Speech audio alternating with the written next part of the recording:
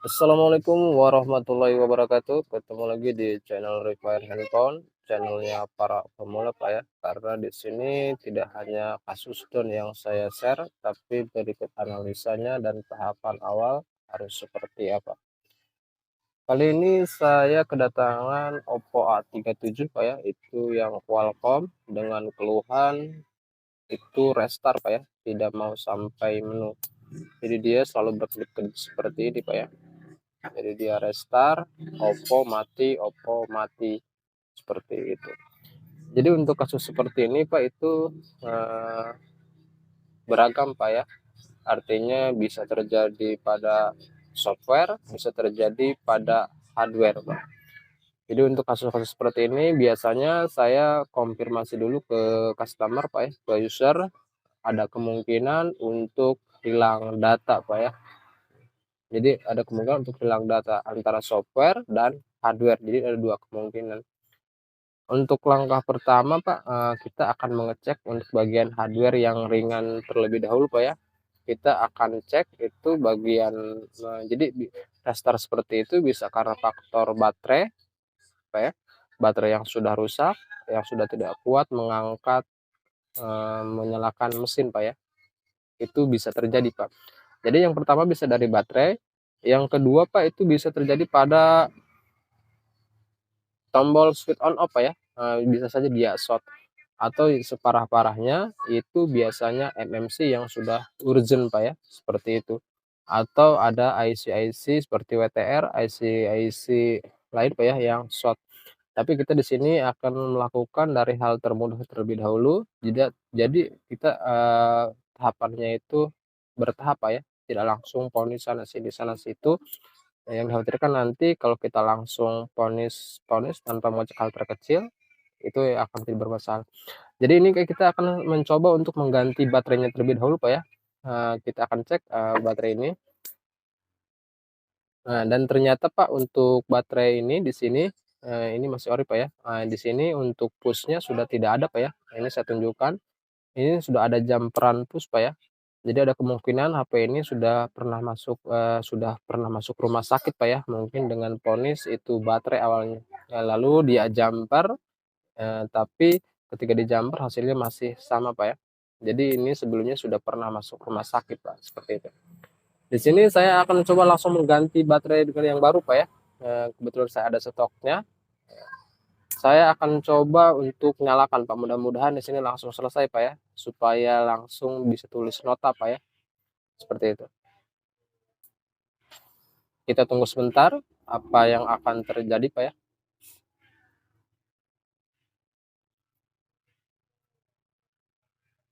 Dan ternyata hasilnya masih sama Pak ya, itu masih berkendala menjadi restart Pak ya HP-nya.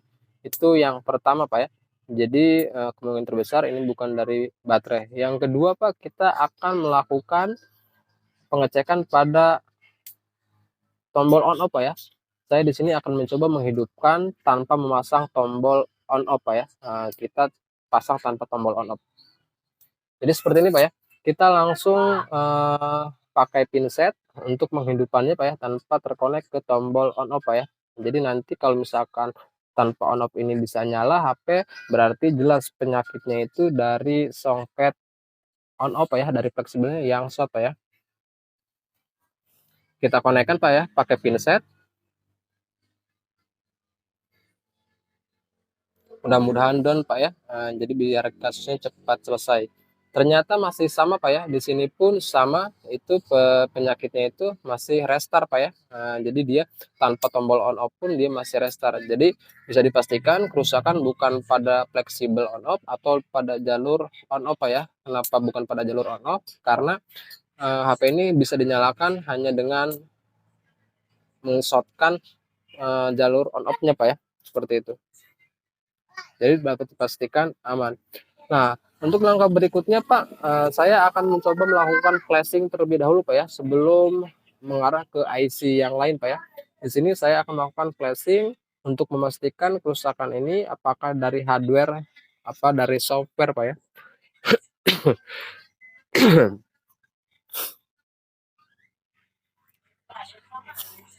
Ini Pak ya, di sini saya sudah melakukan flashing Pak ya. Saya udah coba flash itu menggunakan unlock tool Pak ya. Di flashan itu berhasil sempurna Pak ya. Artinya statusnya itu down di unlock tool terbaca dengan sukses Pak ya. Tapi untuk hasilnya kita tidak tahu karena kita belum tes Pak ya. Coba kita nyalakan di sini. Mudah-mudahan kasus tahap yang ketiga ini selesai Pak ya.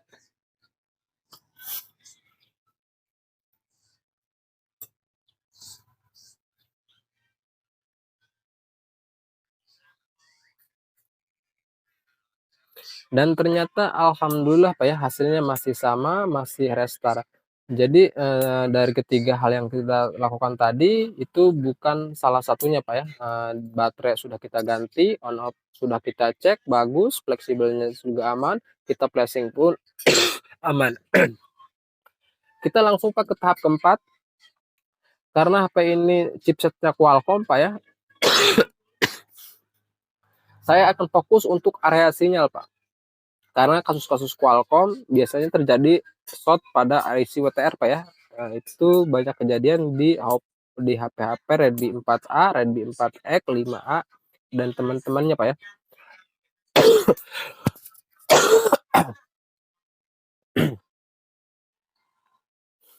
Jadi di sini saya fokus ke IC WTR Pak ya.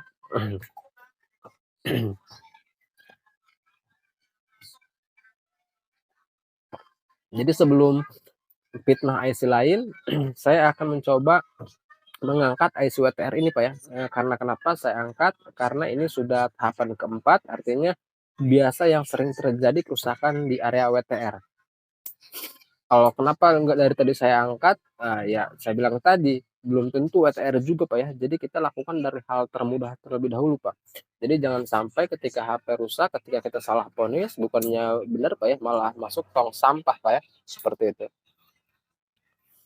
Di sini karena lemnya ini IC ini di lem hitam Pak ya, terkadang saya juga bingung Pak ya, HP sudah jadul tapi WTR saja sampai di lem hitam Pak.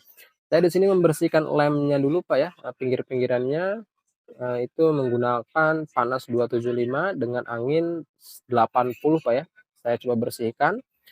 Kenapa saya bersihkan Pak, kalau langsung saya angkat, karena lama Pak ya, di lem, biasanya PCB justru kembung Pak. Kalau PCB sudah kembung, ya sudah Pak, wassalam Pak ya, itu korban rudal Rusia Pak. Jadi kalau sampai kembung itu bahaya Pak. Jadi untuk mempermudah penyongkelan IC yang di lem, saya di sini membersihkan lemnya dulu Pak ya. Saya putar-putar dulu area lemnya supaya mudah nanti ketika saya melakukan pencongkelan Pak. Karena kalau diangkat susah Pak, karena memang di sini lem.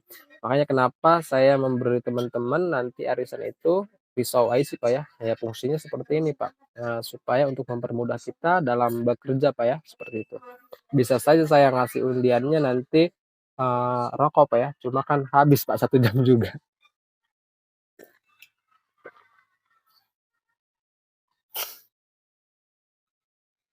Ini kondisi masih sakit Pak ya, belum fit badan, tapi dipaksa kerja karena kebutuhan Pak ya.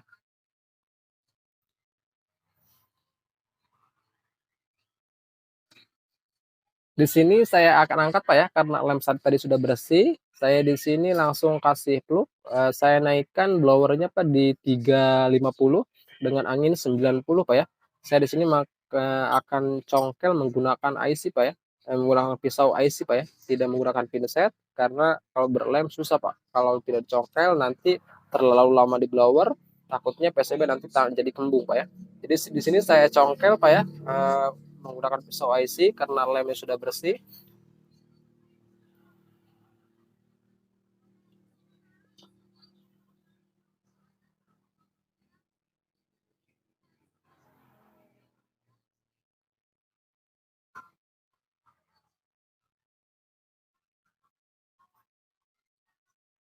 Di sini sudah terlepas Pak ya untuk IC WTR-nya, alhamdulillah. Ini Pak ya IC WTR ini yang saya lepas. Kita nanti akan coba nyalakan tanpa menggunakan IC WTR Pak ya. Ini Pak setelah saya bersihkan, saya tadi bersihkan, kalau nggak saya video Pak ya, karena terlalu lama membersihkan lemnya. kuota saya nggak kuat Pak nanti untuk uploadnya. Ini Pak ya, ini sudah sangat-sangat bersih sekali Pak ya, sudah rata semua untuk IC WTR-nya sudah bersih, kinclong seperti pakaian kita yang pakai rinso Pak ya, cuci pakai Baiklin putih Pak, bersih, rata juga kakinya. Jadi pentingnya meratakan kaki IC yang di PCB itu mempermudah kita Pak nanti untuk pemasangan. Di sini masih panas Pak ya. Lagi dan lagi Pak, karena saya di sini tidak punya kipas angin, saya tiup Pak ya. Setelah saya angkat, saya akan coba tes Pak ya, nyalakan tanpa menggunakan IC WTR Pak ya. Jadi di sini kita tes tanpa menggunakan IC WTR. Jika masuk menu, berarti jelas permasalahan ada di WTR Pak ya.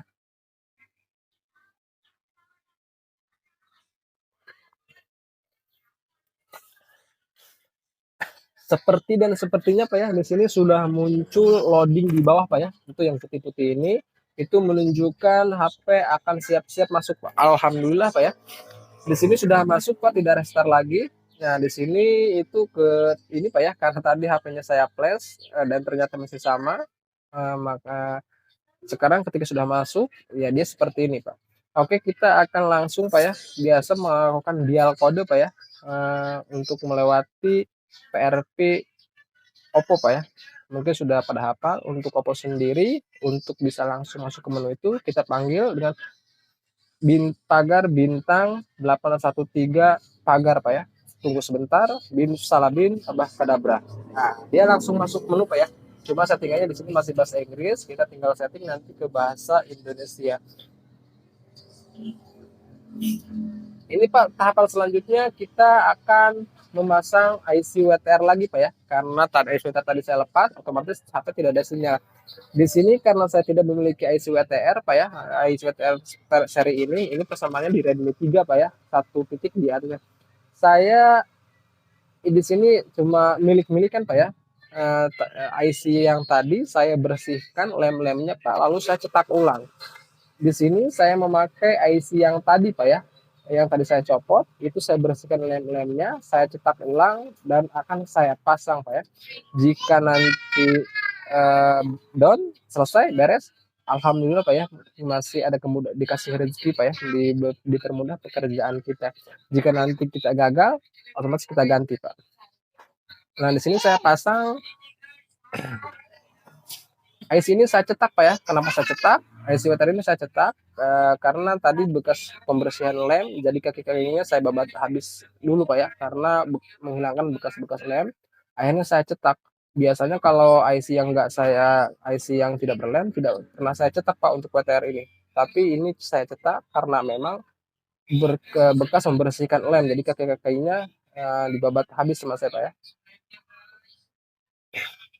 Untuk pemasangan IC di sini saya menggunakan panas 370 Pak ya, dengan angin 90.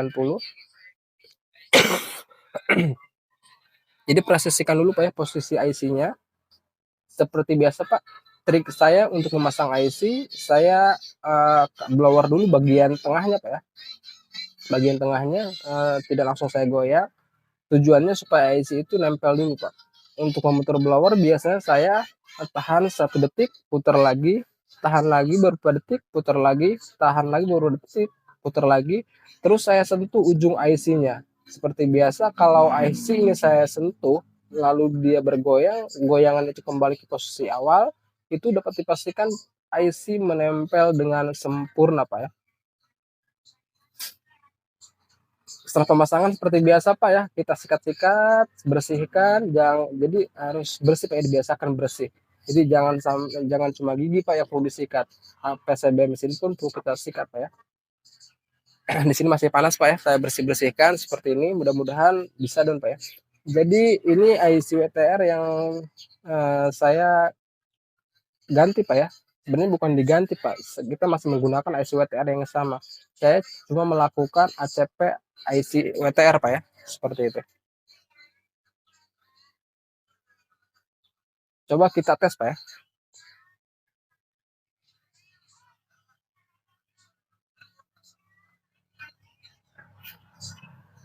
Harap-harap sabar Pak ya.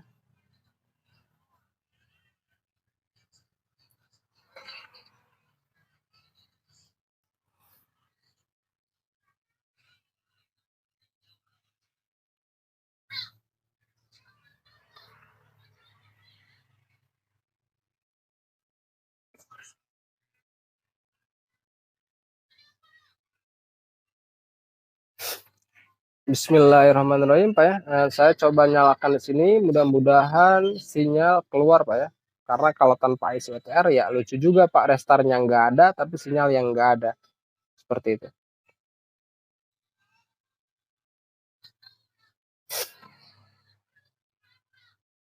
Ini songket LCD kendor, Pak ya. Dia belum nyala karena songket LCD kendor. Saya rapikan dulu, lalu saya tes nyalakan, Pak ya.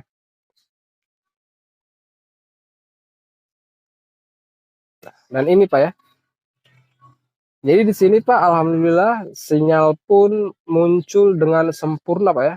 Dia mati nge-restart dulu karena baru saya masukkan kartu Pak ya. Biasa kalau Oppo memang kalau dimasukkan kartu dia memulai ulang. Jadi di sini Pak, ini Pak ya. Ya. Jadi alhamdulillah Pak untuk sinyal 4G keluar dengan sempurna Pak ya. Bapak mungkin bisa dilihat Pak ya. Ini bar sinyal.